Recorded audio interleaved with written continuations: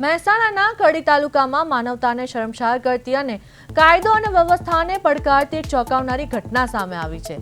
નાની કડી વિસ્તારમાં નિર્માણધીન સોસાયટીમાંથી લોખંડની જાળી ચોરી કરવાના આક્ષેપ સાથે બે યુવકોને પકડી આખો દિવસ રૂમમાં બંધ રાખી પ્લાસ્ટિક તથા લોખંડની પાઇપો અને ખીલીઓ વળગાવેલી લાકડાવાળી પટ્ટીઓથી નિર્મમપણે માર મારવામાં આવ્યો હતો।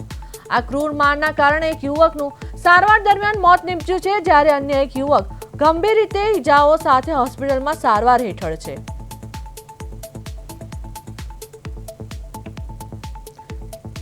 મહેસાણામાં ઢોર માર મારતા એક યુવકનું મોત થયું, જ્યારે બીજો યુવક હાલ સારવાર હેઠળ છે। ચોરીની શંકાએ બે યુવકોને રૂમમાં પૂરી માર મારવામાં આવ્યો। નાની કડી વિસ્તારમાં નિર્માણધીન સોસાયટીની ઘટના, ખીલીવાળી લાકડાઓ અને પાઇપોથી તૂટી પડ્યા શખ્સો, અન્ય એક યુવક ગંભીર રીતે ઇજાગ્રસ્ત। તો કડીમાં ચોરીની આશંકાએ કાયદો હાથમાં લીધો। બે પિતરાઈ ભાઈઓને બંધક બનાવી માર્યો માર, પાઇપ અને પટ્ટીઓથી ઢોર માર માર્યો।